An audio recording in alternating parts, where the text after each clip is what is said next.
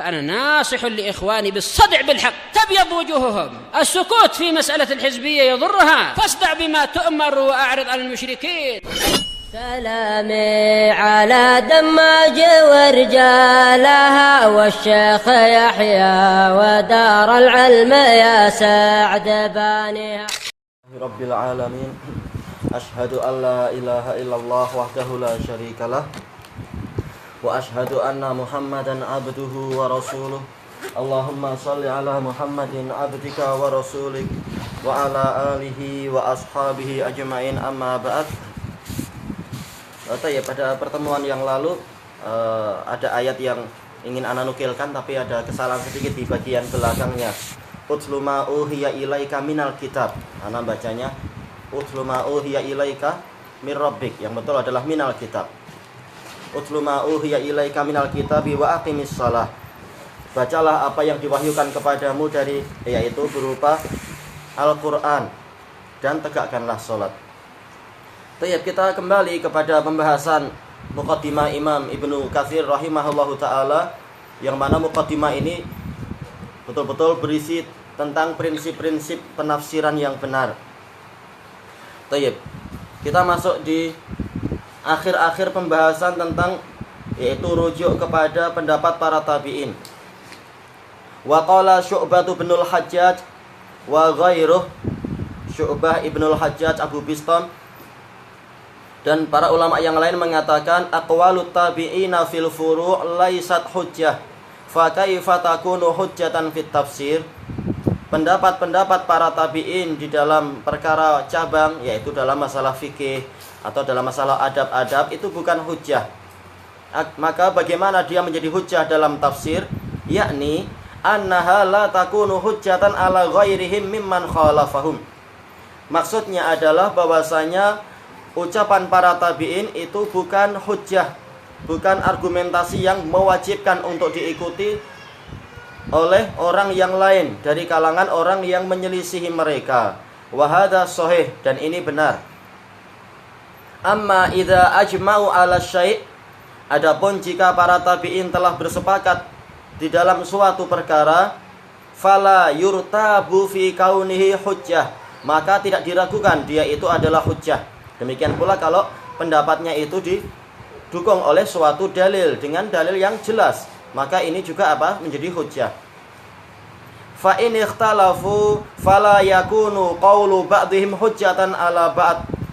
Lalu jika mereka berselisih pendapat, sama-sama tabi'in mereka berselisih pendapat, maka pendapat sebagian dari mereka bukan hujjah terhadap sebagian yang lain. Lalu bagaimana? Kita tidak boleh taklid pada salah satunya, tapi kita lihat siapa yang pendapatnya terkuat dengan dalil yang paling jelas. Nah, itu yang wajib diikuti.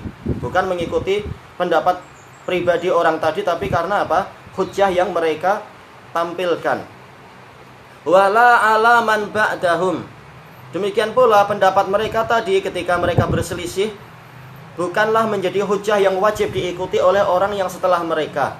Lihat siapa yang paling kuat dalilnya, itu yang harus diikuti. Bukan siapa yang paling mulia atau paling berilmu, tapi yang paling kuat hujahnya dalam masalah itu. Wa yurja'u fi dzalika ila lughatil Qur'an.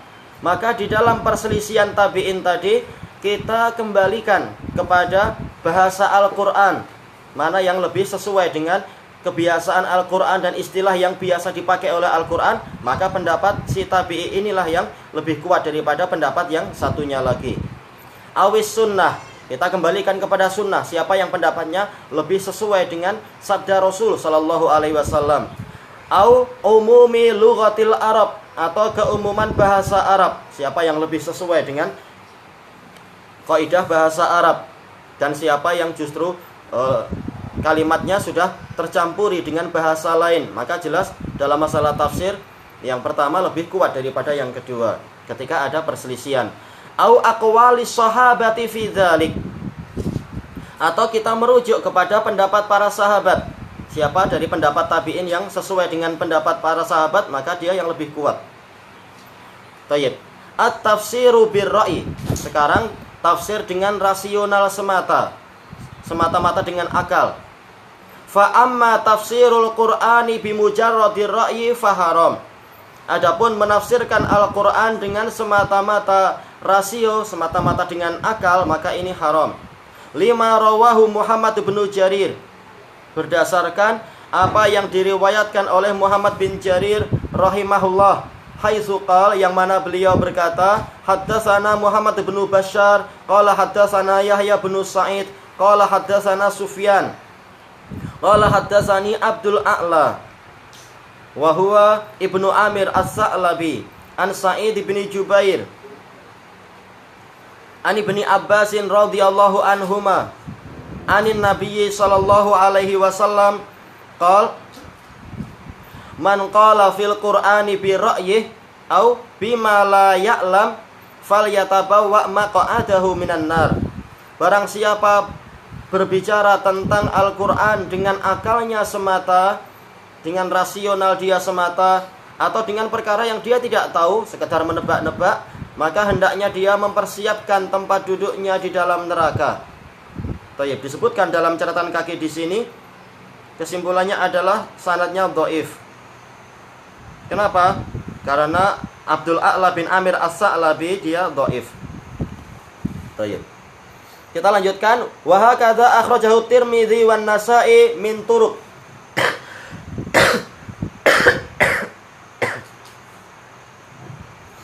Demikian pula diriwayatkan oleh Tirmidzi dan Nasa'i dari berbagai jalur Ani Sufyan Ats-Tsauri, dari Sufyan Ats-Tsauri dengan sanad yang tadi. Wa rawahu Abu Dawud an Musaddad an Abi Awanah an Abdul A'la bihi marfu'an. Masih ada orang yang sama tadi, Abdul A'la bin Amir As-Sa'labi. Wa qala Tirmidzi hadza haditsun hasan.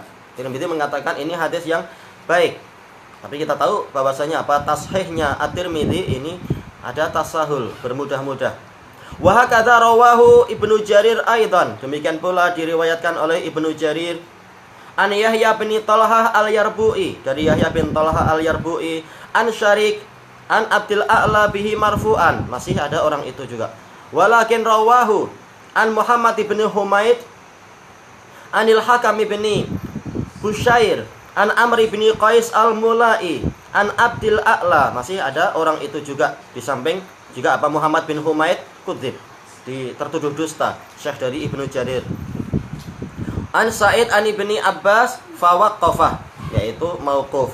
Wa an Muhammad bin Humaid an Jarir an Laits an Bakar an Sa'id bin Jubair an Ibni Abbas min qaulih, yaitu mauquf juga dari ucapan Ibnu Abbas. Wallahu a'lam. Baik, tetap apa sanad Ibnu Abbas, sanad ke Ibnu Abbas dhaif tetap. Wa qala Ibnu Jarir haddatsana Al-Abbas ibnu Abdul Azim Al-Ambari qala haddatsana Habban ibnu Hilal qala haddatsana Suhail akhu Hazm haddatsana Abu Imran Al-Jawni Abdul Malik an Jundub radhiyallahu anhu anna Rasulullah sallallahu alaihi wasallam qala man qala fil Qur'ani bi ra'yihi faqad akhta. Rasulullah SAW bersabda, barang siapa berbicara tentang Al-Qur'an dengan rasio dia semata, maka dia telah keliru. Baik. Hadis ini didhaifkan oleh Syekh Al-Albani rahimahullah. Wallahu alam. Dohirnya adalah dari siapa ini? Yaitu Suhail akhu Hazm. Cuma enggak disebutkan di sini pembahasannya. Wa qad rawa hadzal hadits Abu Dawud wa Tirmidzi wa Nasa'i min hadits Suhail bin Abi Hazm Al-Quta'i wa qala Tirmidzi gharib. Tirmidzi mengatakan ini asing. Kalau gharib menurut Tirmidzi seringnya adalah langsung dhaif. Wa qad takallama ba'du ahli ilmi fi Suhail. Sebagian ulama telah mengkritik Suhail akhu Hazm atau Suhail bin Abi Hazm. Dan sama saja karena Abu Hazm ayah dari Hazm, berarti Hazm memang apa? Saudaranya Suhail. Wa fi lafdhin lahum, dan dalam riwayat yang lain dari para ulama tadi juga, man qala fi kitabillahi bi ra'yihi fa asab faqad akhta. Barang siapa berbicara tentang kitabullah dengan rasio dia semata lalu dia tepat, kebetulan tapi maka sebenarnya dia telah keliru. Tayyib, disebutkan dalam catatan kaki, dalam sanadnya ada Suhail bin Mihran Al-Azmi, didhaifkan oleh Ibnu Hajar. Sekarang kenapa dikatakan dia akhta, keliru? Li'annahu qad takallama ma la ilma lahu bih, karena dia berbicara tentang sesuatu. Fa innahu li'annahu qad takallafa ma la ilma lahu bih, dia telah membebani diri dengan suatu perkara yang tidak dia ketahui.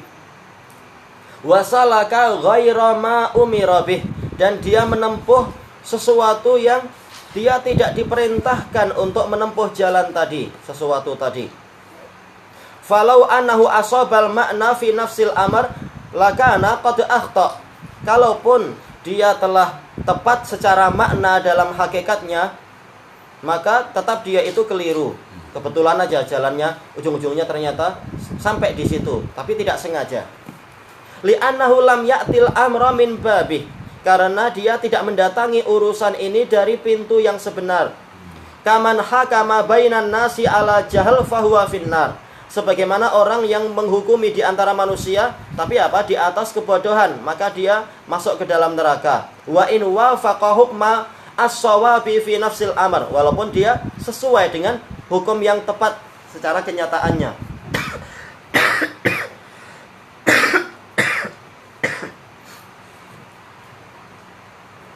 Lakin yakunu akhaffa jurman mimman akhta, tetapi tetap dia itu lebih sedikit kejahatannya atau lebih sedikit dosanya daripada orang yang sama sekali tidak tepat, tidak sesuai dengan kebenaran.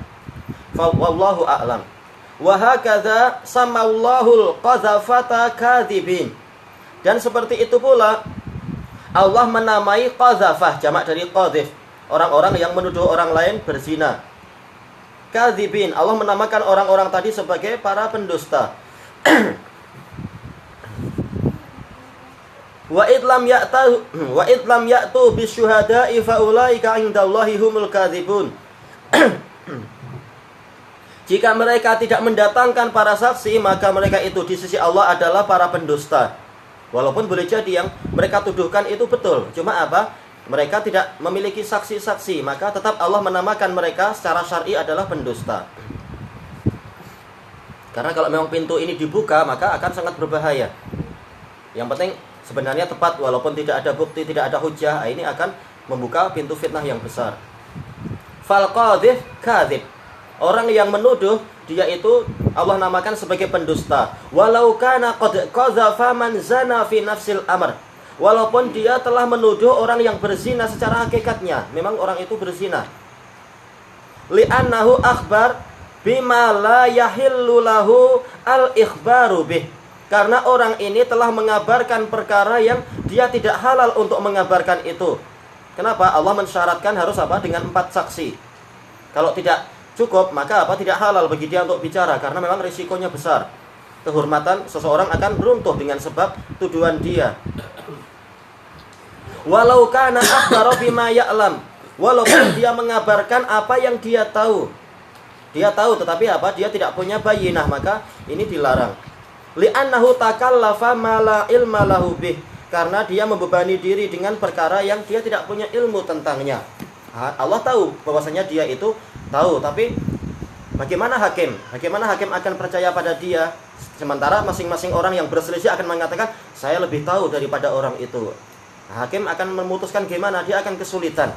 Maka Allah memberikan Memberikan petunjuk, yaitu manusia memang tidak tahu perkara yang gaib, maka manusia itu disuruh berpegang kepada kepada bayyinah. Itu lebih selamat. Dan itu yang disyariatkan, karena mereka bukan nabi. Nabi aja beliau mengharuskan untuk ada bayyinah. Baik. Walihadza taharraja jama'atun minas salaf an tafsiri ma la ilma lahum bih, ma la ilma lahum lah.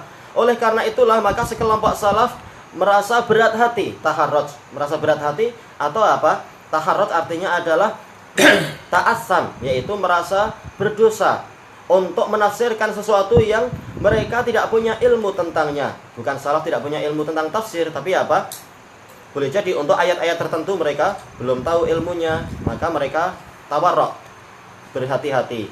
Kama rawa Syu'bah an Sulaiman an Abdullah bin Murrah an Abi Ma'mar qala Abu Bakr as-Siddiq radhiyallahu anhu ayyu ardin tuqilluni wa ayyu sama'in tudhilluni. Assalamualaikum. Idza qultu fi kitabillahi bima la a'lam.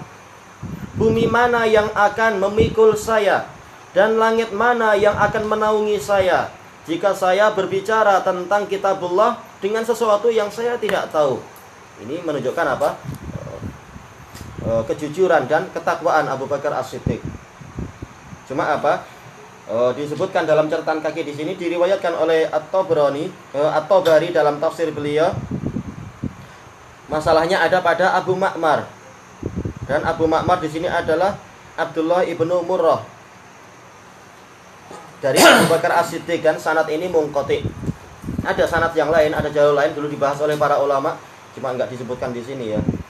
Yang kesimpulannya adalah apa? Jadi hasan nantinya, cuma enggak dibahas di dalam tahqiq yang ini, ta'liq yang ini. Baik, kelanjutannya besok insyaallah, wallahu a'lam.